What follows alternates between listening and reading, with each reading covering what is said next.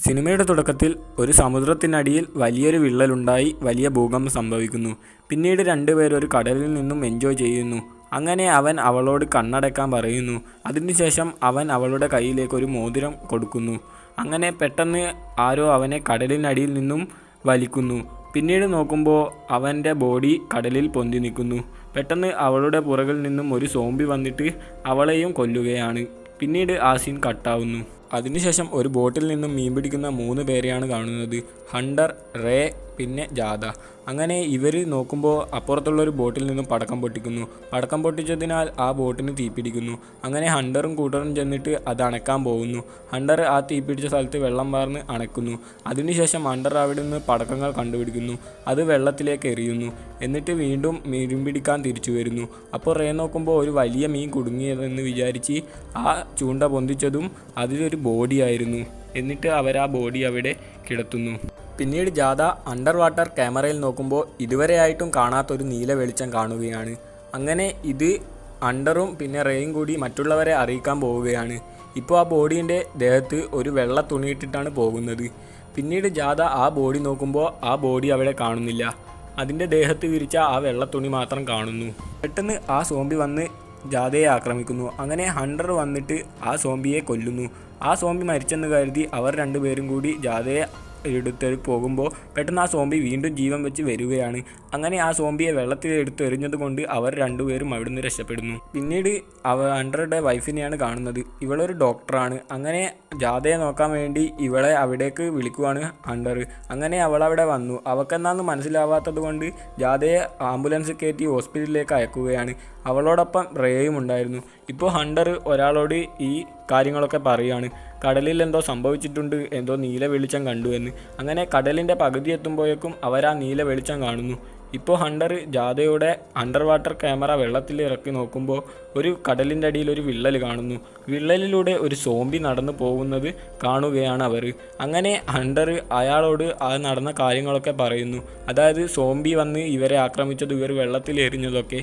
എന്നാൽ അയാളത് വിശ്വസിക്കാതെ ചിരിച്ച് തള്ളുന്നു. ഇപ്പോൾ അവരുടെ ബോട്ടിന് ചുറ്റും സോംബികൾ കൂടിയിരിക്കുന്നു. ഇപ്പോൾ അയാൾക്ക് മനസ്സിലാക്കുവാണ് ഹണ്ടർ പറഞ്ഞത് തമാശയല്ല എന്ന്. അവൻ വിശ്വസിക്കുന്നു. അങ്ങനെ അയാൾ ഒരു സെക്യൂരിറ്റിയെ വിളിച്ചു പറയുകയാണ്, കടൽ തീരത്തുള്ള ആൾക്കാരൊക്കെ പെട്ടെന്ന് തന്നെ മാറ്റണം, ഇല്ലെങ്കിൽ അവർക്ക് വലിയ ആപത്ത് സംഭവിക്കുമെന്ന്.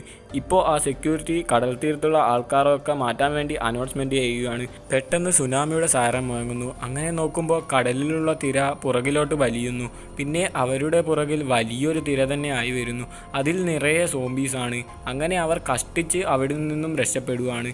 എന്നിട്ട് അവർ കരയിൽ വന്ന് നോക്കുമ്പോൾ അവിടെയുള്ളവരെല്ലാം രക്ഷപ്പെട്ടിരുന്നു. എന്നാലിപ്പോൾ കര നിറയെ സോംബീസാണ്. കടലിൽ നിന്നും വന്ന എല്ലാ സോംബീസും കരയിലാണിപ്പോൾ അടിഞ്ഞത്.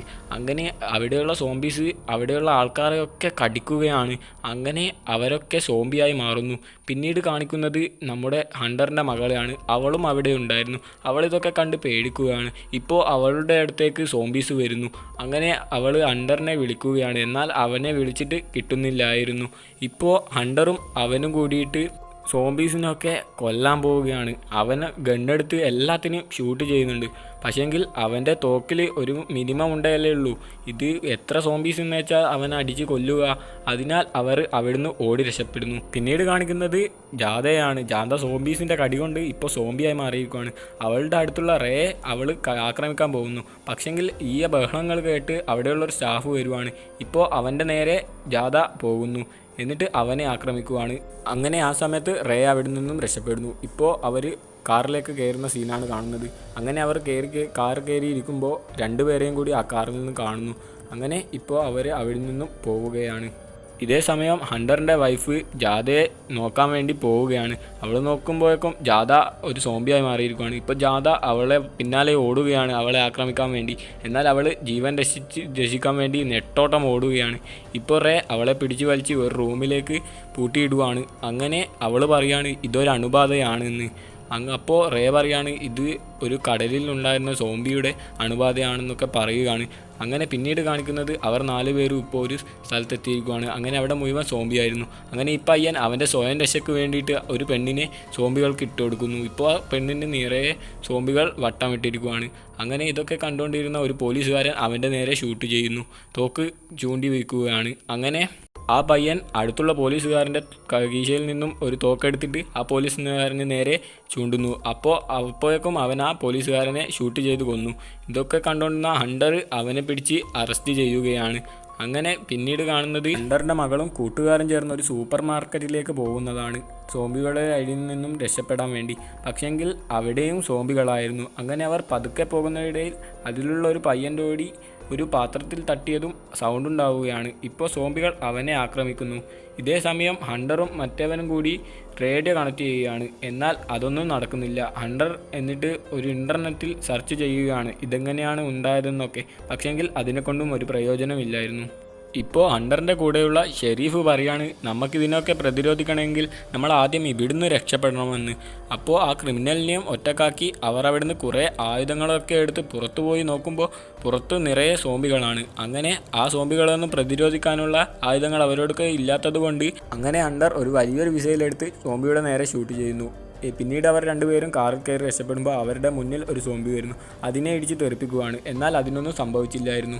ഇപ്പോൾ ഹണ്ടറിൻ്റെ മകളും കൂട്ടുകാരും അവരുടെ വേന് കണ്ടുപിടിക്കുകയാണ്. എന്നാൽ ആ വേനിൻ്റെ ഓണർ ആ സോംബികളൊക്കെ തടുക്കാൻ വേണ്ടി ധൈര്യത്തോടെ നിന്നതും അവനെ എല്ലാ സോംബികളും കൂടി ആക്രമിക്കുകയാണ്. പിന്നീട് കാണിക്കുന്നത് ഷെരീഫിൻ്റെ മോളെയാണ്. ഷെരീഫിൻ്റെ മോള് കാട്ടിൽ കൂടി ഓടി രക്ഷപ്പെടുന്നു. ഒരു വീട്ടിൻ്റെ മുന്നിലെത്തി. എന്നാൽ ആ വീട്ടിലുള്ള ഓണർ ക്യാമറയിൽ കാണുന്നുണ്ടായിരുന്നു.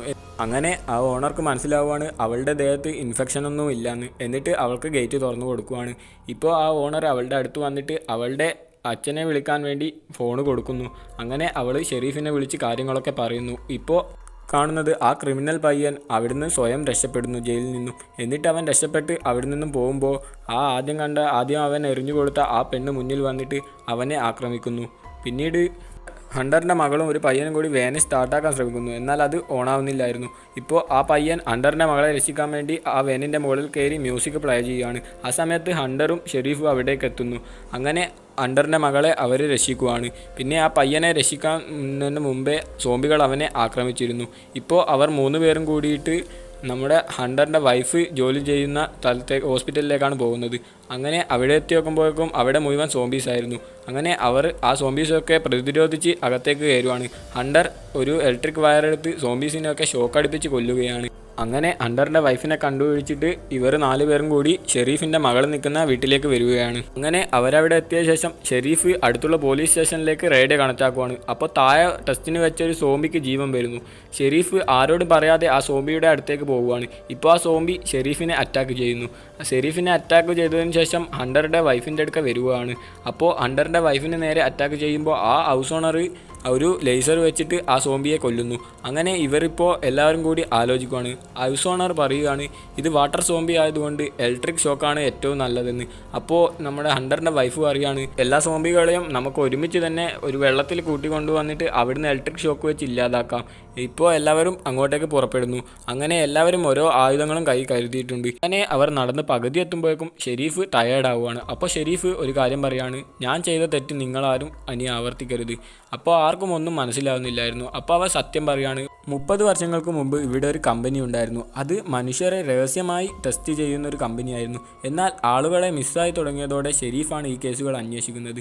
എന്നാൽ അവർക്കിത് മനസ്സിലായി. ഷെരീഫിനെ കുറച്ച് പണം കൊടുത്ത് അവർ ഇതിൽ നിന്നും പിന്തിരിപ്പിക്കുകയാണ്. പിന്നീട് അവരുടെ പരീക്ഷണം പരാജയപ്പെടുന്നു. എന്നിട്ട് എല്ലാവർക്കും ഇൻഫെക്ഷൻ വരുന്നു. അതിനാൽ എല്ലാവരെയും അവർ കടലിലേക്ക് ഇടുകയാണ്.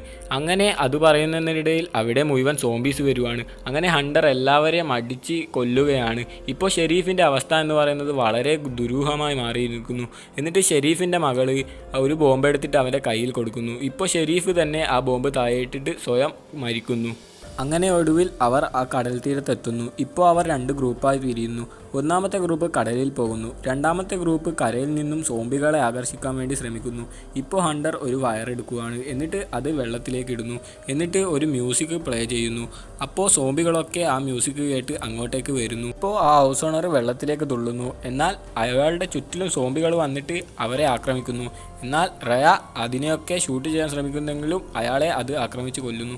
ഇപ്പോൾ ഹണ്ടറിൻ്റെ വൈഫ് ആ സോംബികളെയും ആകർഷിക്കാൻ വേണ്ടി ഒരു വാഹനമെടുത്ത് വെള്ളത്തിലേക്ക് ഇറക്കുന്നു. അപ്പോൾ എല്ലാ സോംബികളും വെള്ളത്തിലേക്ക് ഇറങ്ങുന്നു. എന്നിട്ട് എല്ലാത്തിനെയും ഷോക്കടിപ്പിച്ച് കൊല്ലുന്നു. ഇപ്പോൾ അവർ നിൽക്കുന്ന ബോട്ടിലേക്ക് സോംബികൾ വരുവാണ്. റേ ഷെരീഫിൻ്റെ മകളോട് പറയുന്നു, നീ എത്രയും പെട്ടെന്ന് രക്ഷപ്പെട്ടോ, ഞാൻ നോക്കിക്കോളാം ഇവരെയൊക്കെ. എന്നിട്ട് ഷെരീഫിൻ്റെ മകൾ അവിടെ വെള്ളത്തിലേക്ക് തുള്ളുന്നു. എന്നിട്ട് റേ ബോംബ് ഫിക്സ് ചെയ്ത് അവനും സോംബീസ് അടക്കം ഇപ്പോൾ മരിക്കുകയാണ്. അങ്ങനെ എല്ലാ സോംബീസും അവിടെ നിന്ന് ഇല്ലാതാകുന്നു. ഇപ്പോൾ ആകെ ബാക്കി 4 പേരാണ്. അതായത് ഹണ്ടറിൻ്റെ മകള്, വൈഫ്, ഷെരീഫിൻ്റെ മകളും. ഇതോടെ ഈ മൂവി ഇവിടെ അവസാനിക്കുന്നു.